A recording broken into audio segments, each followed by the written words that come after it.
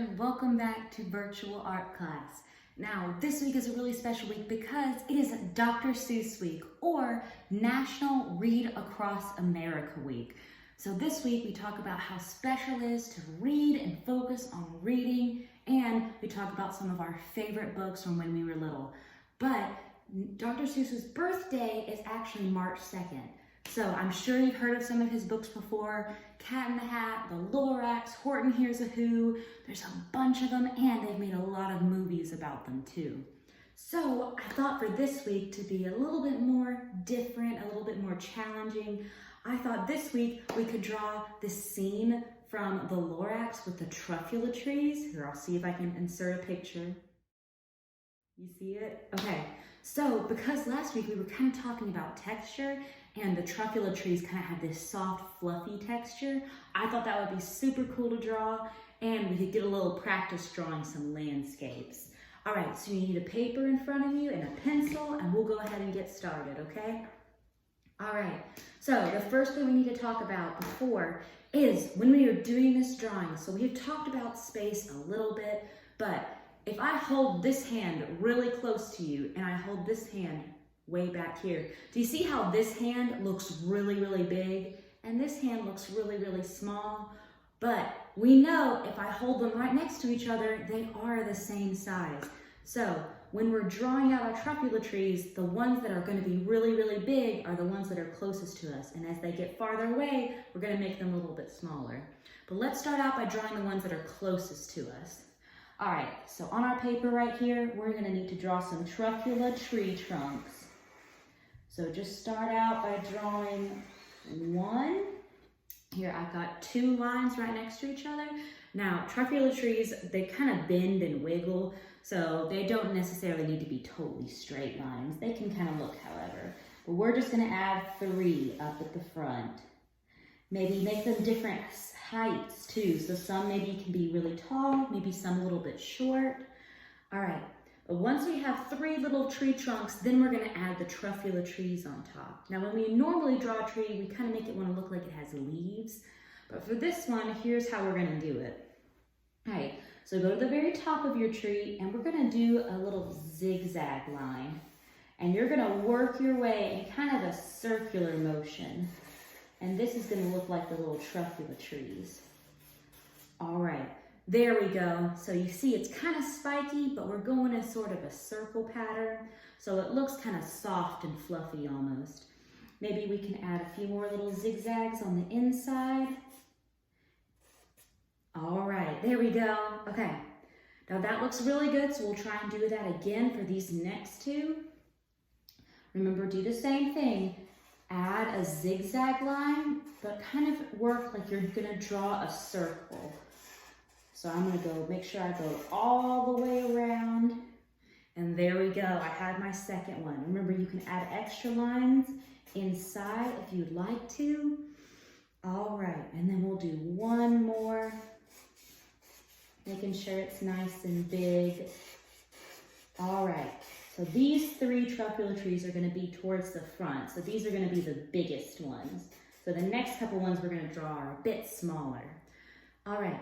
So these are the trees that are really in the front, and now we're gonna have to add some space. We're gonna make it look like there's something in the background.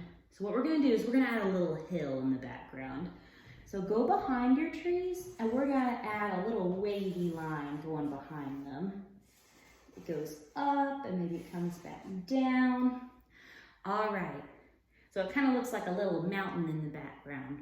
Make sure you don't overlap with the trees. If you get to a tree, stop, pick up your pencil, and put it back down the other side, and then keep going.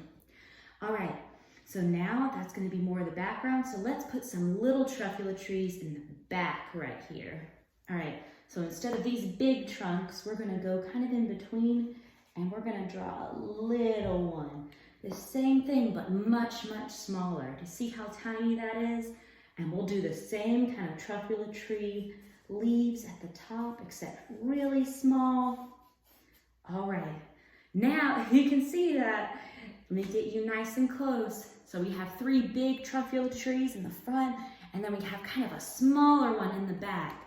But we know if we took these two trees and put them beside each other, they would be the same. It just looks really small because it's far away. All right, let's add one more over here that's kind of smaller. Add your small little tree trunks and some little pointy leaves. Okay, there we go. All right, so we've added some in the front or the foreground, and we've added some in the back of the background. Now I think we need to kind of fill in this space in between. I think what we can do is let's add some water. So let's add a little lake on this side. Jump over. It doesn't have to be a very big lake. Maybe it can just come out of the corner right there. All right, and then I can maybe add some little waves on the inside to make it look like water. All right. And then after that, let's add a few more trees over here. Now they need to be about medium sized. If these are really, really large and these are small, the ones in the middle need to be about medium sized. Okay, so let's add some more. All right, that's a good medium size. If that's big, that can be medium and that can be little. All right, and then I'll add another one down here. All right, I think that'll be good. We'll go ahead and add the little truffula trees on top. It is very hard drawing from this angle and not flat on a table. All right. Now some of your trees might overlap the ones in the background. That's okay. All right. Now we've got all of our trees in there. I think we need to add a cloud and then we'll be good to start coloring. So maybe in the sky right here, we can add a big fluffy cloud. Just to add a little something up top. Maybe we can add two if you have some room. Okay. All right, after we got all that, so our truffula trees are all done and I think we're gonna be ready to color. Now, when we're coloring these, they need to be crazy colored. Instead of green at the top and brown where we would see normal trees, in the book, they're like pink, yellow, orange, really, really bright. So I think to make this look a little bit more like Dr. Seuss, we need to make it really bright and colorful, okay? All right, I will color in my truffula trees and I will be back to show you the finished product. Woo, okay. I've officially finished coloring in my Lorax Landscape and this color makes the world of difference. So it looks pretty crazy, but I think it looks awesome. All right, you ready for the big reveal? Ba-da! There we go, okay. So once it's all colored in and really, really crazy, I even added some almost like tiger stripes to the trees, and I did yellow and pink, but then I kept the grass and the ocean and sky kind of blue colors. But I think the more color you add, the better it looks, definitely. But I think this turned out awesome. I think these truffula trees look amazing. So I hope you had fun with this project, and once you finish, remember to send me a picture of it so I know that you did it. And that's all I have. I hope you had fun this week, and I will see you all next time, okay? Happy reading. Bye.